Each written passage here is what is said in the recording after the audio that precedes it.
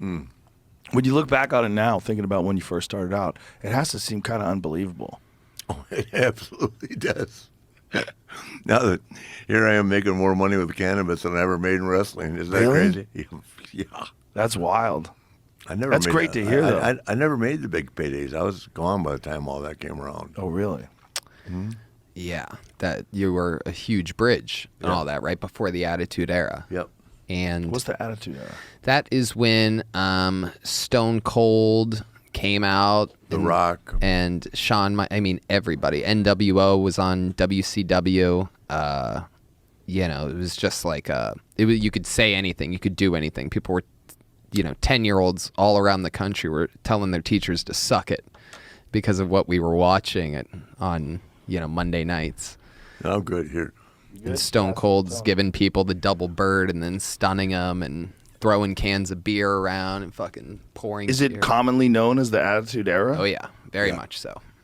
Yeah, it's when Mike refereed the match between Shawn Michaels and Yes. Steve Austin. That was great. There was a Monday night where the episode started and it's Vince. It just fades from the intro music straight to Vince in front of a black curtain or something, and he basically goes, "Look, we've been telling you for a long time that, wrestling is yeehaw, ba ba ba ba." And he goes, "This is the end of that. Now we're going to give it to you real. We're going to give it to you raw," right? That was the gist of it.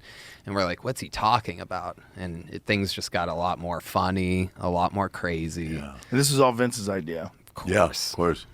Yeah, and Stephanie pulled it off. Stephanie was great. Unbelievable. Hunter, DX, all that. Yep.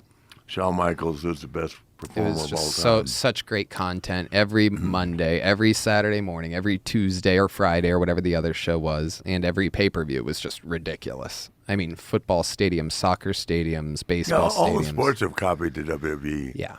All the All-Star games, the Super Bowls, all that stuff. He was doing it years ago. Isn't it funny how it's just like it just takes one guy sometimes. Just one trendsetter, one dude who has a vision, who turns this thing like, who'd ever thought wrestling would have got that big? Yeah. Right. Unbelievable. And now, what do you think about like now that they have like celebrities do guest masks like Floyd Mayweather and Logan Paul? Logan Paul actually does some wild shit. Yeah, he He's does. really He good. does. He does some wild shit. He When really they were does. Jumping off the top ropes and slamming into each other in the Yeah. middle. I'm like, that's Yeah. some serious athleticism. Yeah, I tell them, both those kids are half tough. Very tough. Yeah. Yeah. Take Yeah. nothing away from them. No, I mean, people want to take something away from them because they're YouTube people. I always tell people, just forget that Jake Paul is a YouTube guy and watch him box. Yeah. The kid can fight, 100%. And Yeah. that Tommy Fury fight Yeah. really showed that. I mean, it goes to a split decision against a legit undefeated boxer. Yeah. He doesn't, I'll tell you what, the one thing he doesn't want to do is fight Mike. No. Yeah, he wants to fight Mike, I think. Why? I don't know. I don't give a fuck if he's 55. That's still Mike Tyson. Mike's in good shape, too. Oh, my God. Mike trains every day. He trains with Rafael Cordero, who's a legend in MMA. He runs King's Mixed Martial Arts.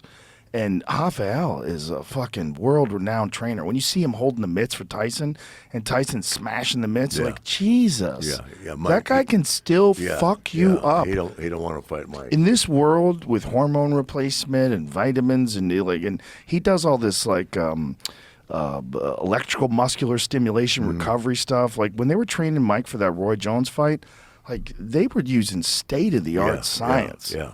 Like, I don't give a fuck if you think he's 55 years old. That guy will hurt you. Yeah. If Jake Paul's on the other side of the ring and he sees Mike Tyson just fucking bobbing and weaving, he's going to have a recognition. Yeah. He's going to look over and go, oh, my God, that's really Mike Tyson. Yeah. Like, look at this. Oh, yeah. Fuck that. Dude, I'm talking, it's still at 55. And at 55, the power is the last thing to go. But the thing is, the speed is still there. Yeah. He's fucking terrifying. And I don't know what he did with, look at that, seriously. I don't know what he did with Roy Jones Jr., but in my mind, it looked like they made some sort of an agreement where Mike wasn't going to punch him in the face. Because, like, most of the hits that he hit him with, unless it was a jab or something like that, was to the body. Yeah. They probably made some sort of... Roy doesn't be fighting. Well, Roy looked really good against Pettis. Yeah. I know, but he's been hit a lot. He has. He certainly has. Yeah. He needs to just calm that down. As does Evander.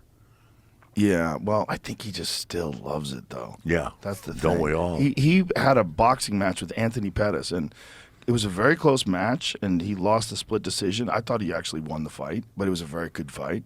And, Anthony Pettis is a legit fighter, legit MMA fighter. I mean, it's the first time he's ever boxed a guy like that. But for Roy to be able to do that and fight 8 rounds at 54 years old, Yeah. he still loves to compete. I know. I mean, the guy was, in Roy's time when he was the champ, he was a fucking assassin. Oh, no doubt about it. Oh, my God. He's got one left arm. Have you ever seen his left bicep? It's like twice the size of his right. Yeah.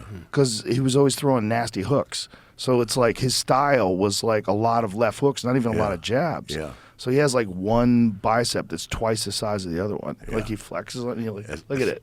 Escambia Whoa. High School. Isn't that crazy? Yeah. It's crazy. Yeah, Roy in his prime was something really special. His speed and his timing and everything.